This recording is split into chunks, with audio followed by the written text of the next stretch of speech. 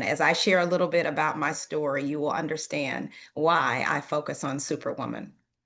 So before we get started, I actually would like you all to engage in some breath work with me. This is something that I do before my prayers and the work I'm blessed to do with women, just having an opportunity to breathe and just calm our spirits and make sure that we can be in a place of peace.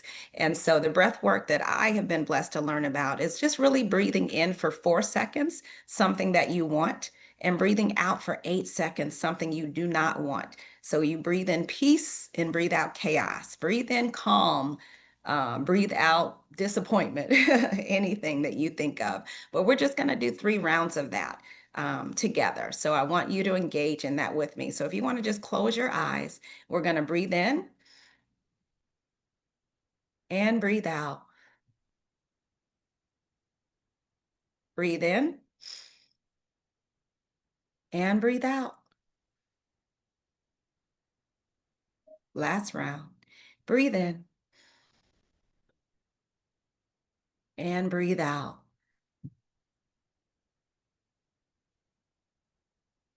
So I don't know if you feel that, but what I always feel when I do that really simple exercise is just a calming. And what I've learned is it actually helps to calm our nervous system. So it activates the parasympathetic system and calms the sympathetic system. And then it also just helps us to think about and breathe in what we really want to focus on. So we're going to focus on peace. We're going to focus on connection and community today and this week, and really focusing on, as was shared last night, serving God's purpose for our lives, serving God's purpose. So I'm going to be sharing with you all a little bit about my journey of burnout and overcoming burnout. But still, as I'm very transparent, you know that we are gifted what we teach what we need to learn and learn what we need to teach. And so I firmly believe that in order to share where we are today, we have to share from where we've come. So I want to take you back to 2005. I sat in my doctor's office at Northwestern University Hospital in Chicago, and she said words to me that really took me aback. She said, April, I truly believe that your work is having a detrimental impact on your life. So you have 2 choices. You can either find something else to do or manage significant health issues for the rest of your life. Ladies, I was 35 years old. And at the age of 35, my doctor was telling me if I did not find a way to be different, to live different, to work different, I may not be here.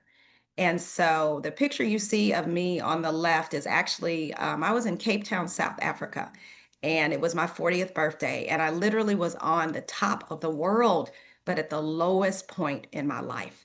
And while I had a smile on my face, that was only an outer smile because the inner was truly challenged. I was dealing with a great deal. I was taking care of my parents. I was raising my nephew, helping with my brother. I was in an extremely stressful position as an executive director of a nonprofit organization. I traveled so much that I woke up in New Orleans and thought I was in New York City. I can still see that vision. I looked out the window and I didn't know what city I was in. And I literally had not slept well for almost 2 years. And so I was being superwoman because in the outside, I could do it all. I could be all things to all people. But on the inside, there was another story. And God knew that in the depths of my soul that I was truly struggling. And so I spent far too many years spiritually, mentally, and physically depleted. And I was exhausted from being exhausted. And in full transparency, while during this period of my life, I went to church every Sunday, I was not as close to God as I should have been. I had a passive relationship with the Father. I did not have a close relationship, but He knows how to get a close relationship. So for me, what He activated in my life is what He called a divine storm, where He truly extracted absolutely everything out of my life to bring me closer to Him. And so while it was a very difficult period and I lost a great deal from world standards, I gained everything because I gained such a beautiful, powerful relationship with the Father. And I also gained a life of purpose. And during that time, while it was tumultuous and difficult and painful, I was finally able to move from a place of chaos to calm, from exhaustion to rejuvenation, and from burnout to greater peace, healing, and transformation. And we know that transformation is a process. And so while that is almost 20 years ago, I'm gonna be real, ladies, that was not my only opportunity to experience burnout.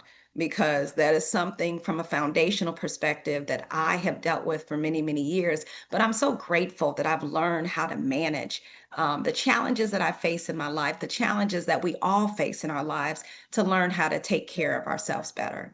So I like to always share a brief definition as we hear the word burnout. And it's not, I'm sure if I could see you all, I see if I say anyone burned out, anyone ever experienced burnout, people will be raising their hands.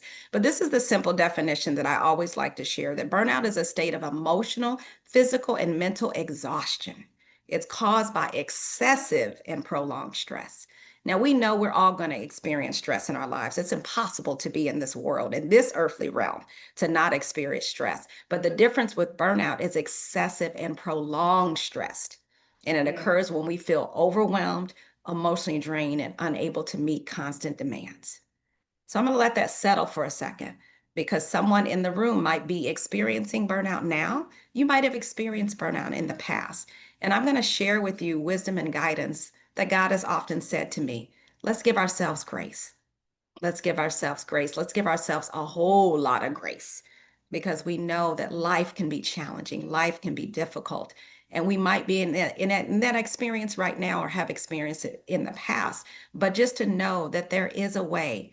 And I'm a testament. I try to use my journey and my experience in this ministry as a cautionary tale, but also a testament to know that we can come through this.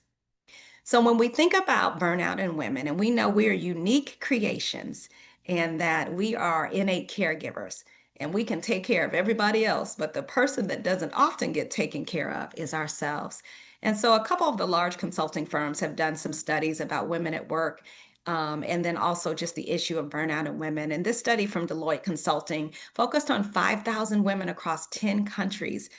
Ladies, this is a global issue. For many years, I thought this was a local issue. This is a global issue. So they focused on well being, and the data indicates that 56% said that mental health is a concern for them. And we are actually in the month of Mental Health Awareness Month, which is a blessing, because many are talking. We're much more open, much more transparent about what we've dealt with. Mental health challenges is a real concern, but also our mental health well being, and really focusing on that. And only 37% rated their ability to switch off work as good, to be able to turn it off, to put the laptops down, put the phones down. So many women are leaving the workplace and then taking it home where their families are excluded. I have a client that I was blessed to work with, and that was her challenge. And her daughter came into her office. And basically, I paraphrase if I can remember, Mommy, are you going to spend any time with me? She was very young. Fortunately, she was able to shift. But when we look at the data as well, we look at our physical health, and focusing on that data as well. And then also work-life balance. And balance is an interesting word. I have decided, and I didn't run this study, so I can't change their study, but I have decided to focus more on harmony. Because sometimes it's difficult to achieve balance in life. We're not, and that is a spirit of perfection and something I've struggled with, trying to balance everything. But we're going to have harmony. There are going to be ebbs and flows. There are going to be ups and downs, and recognizing that. And then also, this data was interesting that 43% of respondents said they feel judged by the hours, whether they're present online or the quality of their work. And now we are dealing with the return to work. For those of you who might work in traditional corporate environments, our atmospheres and situations are shifting. They're shifting very quickly. And so we have to be cognizant of that. And then WebMD Health Services talks about burnout in women, the feeling of anxiety and depression, having trouble sleeping and concentrating, trouble making good decisions, and maintaining healthy eating habits. And ladies, in full transparency, as I reviewed the slides yesterday, all of these that you see, that's what I've struggled with. I struggled with it last year, as I shared. Burnout is something that I've dealt with over the years. But again, there have been ways that God has blessed us and blessed me to come through that. But these are the realities that many of our sisters face on a daily basis. And again, I can't be there with you in person. But if any of you are dealing with any of this, even in this moment, I ask you to please give yourself grace, to give yourself grace. And I love that Angie's created such a beautiful community where we can come together and support each other if we are dealing with burnout, if we are dealing with any anxiety, depression, trouble sleeping, any issues that we're dealing with, we can come together in that. And so this is something that's been a theme of Superwoman for many years. That Superwoman is a myth. She does not exist. And we want to celebrate what wonderful, gifted women we are, but we don't have to be Superwoman. We don't have to take care of everyone and do everything for everyone. Everything does not have to be perfect. As I try to release that spirit of perfection, it doesn't have to be perfect. As Angie said a little while ago, it's not about perfection, it's about community, it's about supporting each other. And so, something that is done through Saving Superwoman is really focus on uprooting the roots because there are roots to everything that we deal with in our lives. There are roots to why I experienced burnout at the age of 35. There are roots why I still experience burnout and have to go back and kind of recalibrate myself. And some of those roots, and this is something I love to share, is no more chasing A's. And again, I can't be there with you, but I want you to raise your hand. Do you chase A's? Do you chase approval, accolades, achievement, or acceptance? Have you in the past? That is something that I dealt with for many, many years, seeking the approval of others. But the answer is we don't need anybody else's approval. We only need God's approval, seeking accolades and achievement. We want to do things at a very high level. We want to do things at a very high level, but not to the point that we push ourselves to burnout, to exhaustion, and to stress. And then acceptance. All of us want to be accepted. And I received some wisdom from one of my prayer mentors yesterday, and she said, everybody's not going to like you. If you are doing what God has called you to do, everybody's not going to like you. And you need to be okay with that. And there's a scripture that says, are we serving God or are we serving man? And so we want to love and accept each other and treat each other with respect and honor, but we are not to worry about being accepted. And the key, as you see at the bottom of the screen, you are enough. You are enough. We are enough. Yeah. And so just really embracing that, really embracing that. And so again, I can't see you, but if anyone want to share, I don't have a whole lot of time. Anyone have any thoughts specifically on this chasing A's? If you want to share for a moment.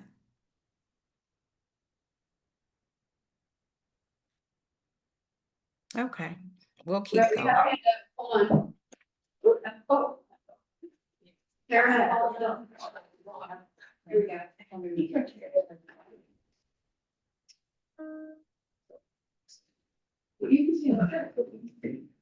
So I just want to talk about in the A's, the acceptance part. So I think that with me, that has been like one of the things I struggle with.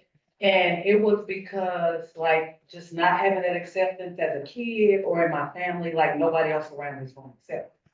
So I just deal with the fact that like just wing it. Like just wing it and don't expect too much out of people when it's really back to nobody's really gonna accept you for who you are. So conforming to who they think you should. So, yeah. Thank you. Thank you for sharing that, and thank you for your transparency. And that is something that many of us deal with. And that is something that I deal with as well, of not feeling accepted as a young girl. And so, what I recognize and what we focus on at Saving Superwoman is acknowledging the fact that many times, much of what we deal with as adult women, it's the little girl within us. It's the little girl within us. And I remember my therapist said to me years ago, April, you need to give little April the love she didn't receive as a little girl. And at the time, I didn't truly understand that. How do I give my younger self that love? But it is really recognizing that sometimes we have to take the time to shower the love and acceptance on ourselves. And then also, again, giving ourselves grace and knowing that much of what we experience as adults, as you so clearly shared and transparently shared, thank you for that, is remembering those things from the past. But God will help us heal from that. He will take us through a journey. And that is what He's doing, has done for me. That is what He continues to do, that we can accept ourselves. So I'm just going to encourage each and every one of us to start celebrating ourselves more. Because I know our mind bends towards what we're not. We're going to have our mind bend towards what we are, that we are beautiful, that we are gifted, that we are talented. And thinking about the things that we have achieved over our lives and celebrating that. So that's one way to stop chasing the A's. But I'm with you in this. It is a process. It is a process. And so I want to be a time check. I'm going to share this very quickly. I'm sure many have heard of imposter syndrome, but I want to share this video because I think it's very poignant.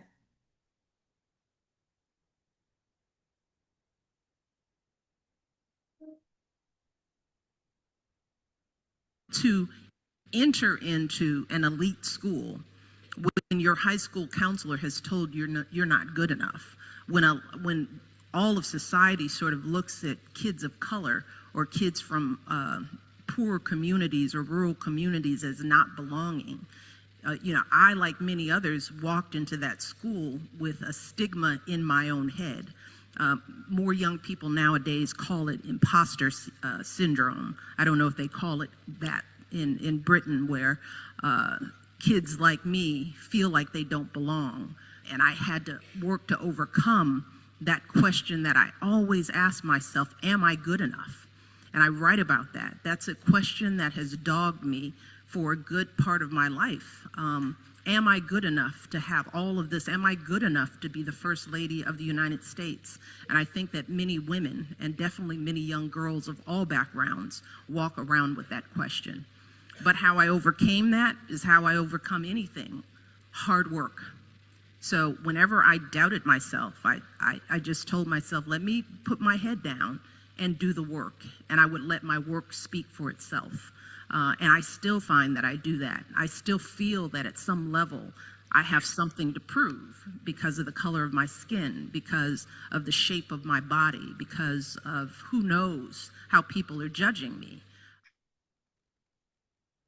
And so, ladies, I just found that to be so very interesting that our former First Lady of the United States, Michelle Obama, deals with imposter syndrome, questions whether she's good enough.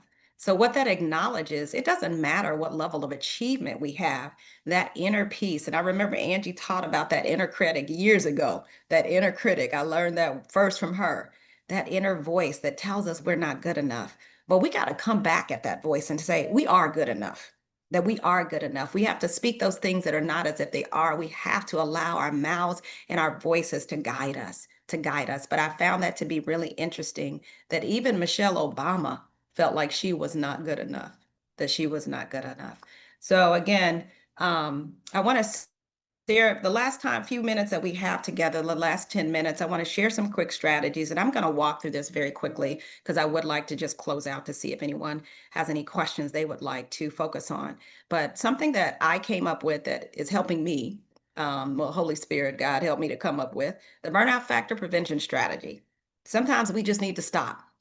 We need to stop doing, we need to stop running, we need to stop emailing, we need to stop creating, we need to stop adding, we need to stop.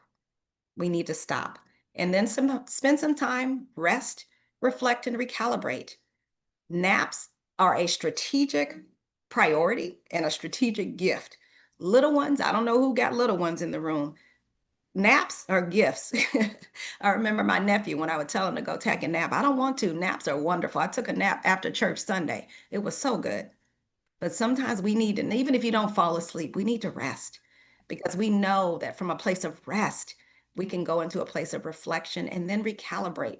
And things come together so much clearer when we're rested. I had a chaotic experience last week because I was not rested. And I said, wait a minute, I got to practice what I preach. Let me take a minute. Let me lay down. Let me meditate. Let me calm myself. So that's one way to just thinking about how to prevent burnout. And just a few couple recommendations to share with you all.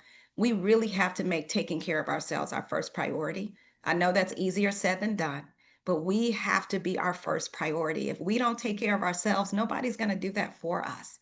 And I know, again, that's easier said than done. Children come first, business come first, ministry comes first, husbands comes first.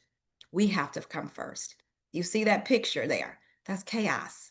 And that's what I spent so many years in, a chaotic state, because I didn't know how to put myself first. I didn't know how to choose me. I didn't know how to do that because I am an innate caregiver, as I know many of us are, but really choosing ourselves, learning to set healthy boundaries.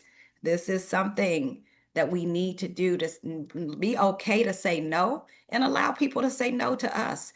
Shut the phone off, shut the computer off, and knowing that we can separate no matter how good the work that we do, the ministry that we do, everything that we do. We have hearts to serve our purpose. But if we don't have any boundaries, we are going to be burned out. We are going to be exhausted. And then minding our mental and emotional health. And I put these together for a reason because mental and emotion and spiritual are so directly connected. What we think about comes about. Our minds have so much power. In the prayer ministry on Sunday, the title that God gave me is A Mind is a Terrible Thing to Waste. A mind is a terrible thing to waste. And I had been admonished by God that day. So he was speaking a little harsh to me that day, but he was said, reminded me the power is in the mind. The Romans 12:2 says, do not conform any longer to the pattern of this world, but be transformed by the renewing of your mind. We have so much power in our minds. What we think comes about. And then our emotions, they're connected in our hearts. And again, giving ourselves grace for any pain we might be dealing with, any emotions. This is an emotional week for many as Mother's Day is coming up. And so just thinking about our emotions and being okay to shed those tears, to release it, because when we hold on to these emotions, that's what is detrimental for us. And then our physical health. And Angie is so gifted talking about this. I remember on Mindset Monday recently, she talked about our physical pillar. We got to take care of our bodies.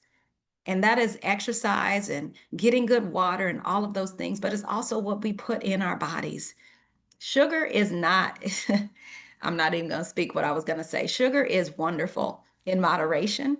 Sugar increases anxiety. Sugar increases stress.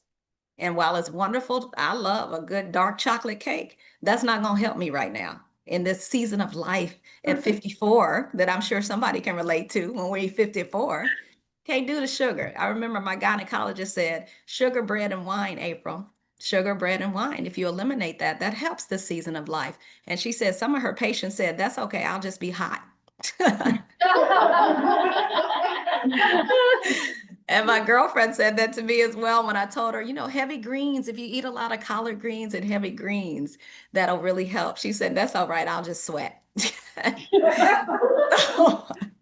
Ladies, we have to take care of our physical bodies. We really do. As late Jim Rohn said, take care of your body. It's the only place you have to live. We only have one body. And one thing that I've learned too, as I've gone through my journey, I'm truly grateful for the journey I've gone through in my physical transformation. And again, it's more about the inner transformation, not the outer. But I've learned to love my body no matter what size I am, no matter what. We have to love our bodies. We Yeah. really do. And speak love to our bodies. Our bodies listen to us. So I like my hair right now. It's a little wet right now, but I love my hair because I want my hair to grow, but I love myself. And so I encourage each of us to start loving on our bodies and get movement in. We're coming into the summer, at this beautiful stage of life, got to do more weight training than other things. But those are just a few recommendations that I can share. And again, I can't share everything in a single session. So I would love the opportunity for you all to stay connected with me. Savingsuperwoman.com, that website will be live very soon next week. And then you can find me on Facebook. You also can find me on LinkedIn and then also on Instagram. And so I would love just the opportunity to stay connected with you ladies. And I know Angie will be sharing all of our contact information as well. And then if you would like to stay connected in a deeper way, you can join my Greater Peace Inner Circle. And this is just a group of women coming together, online community of support to grow in greater peace. We need peace like never before in this world, in this society, everything we're experiencing. So it's an opportunity to receive 7 Daily Strategies of Greater Peace ebook. It's just something, it's a guidebook to really help us have greater peace. And then weekly recorded prayer strategies to help you overcome burnout and have greater peace in your life in an intimate Facebook community. So you're welcome to join that as well. And again, just welcome to follow me as well. And I'm going to leave you with this, that peace, it does not mean to be in a place where there is no noise, trouble, or hard work. It means to be in the midst of those things and still be calm in your heart. Peace in the midst of chaos. And then lastly, my beautiful sisters, you have a choice. It's time to choose you. So I pray you think about that this week, that you choose you this week. You're choosing you by being at VIP week this week and having the opportunity to choose you. So that is my guidance for you all this morning. I am grateful to have the opportunity. 3 minutes, I did it. It says 8:27 on my clock. And so if anyone has any questions, I'll take a quick look in the chat. But if anyone has anything they would like to share as we close out. Anybody have anything that they want to share? I want you to know, I am convicted. I am not gonna have that macadamia nut cookie. Because of that, because, yeah, I'm reminded, sugar, wine, and bread. I'm gonna take that on. I'm gonna. I noted that one too. Sugar and bread. Yeah. We can have it in moderation, but in this season of life, it can make you a little hot, Well, I'm an all or none kind of gal, so. Oh, okay. So no, Angie, no. I say amen to naps. Yeah. Yes. Oh, goodness. Thank you so much, April. What a great way to start up. And, I was listening to what April was saying, and she's telling us things that we already know. Yeah, We just need to apply. So that needs to be the A that we're chasing, is the apply A. excellent. Yes, it's all about application and giving ourselves grace. We're doing the best we can each and every day. So we just try to do better each day. Yeah. All right, let's give April a round of applause. All right. Thank you, ladies. Enjoy your week. All right. Thanks, April.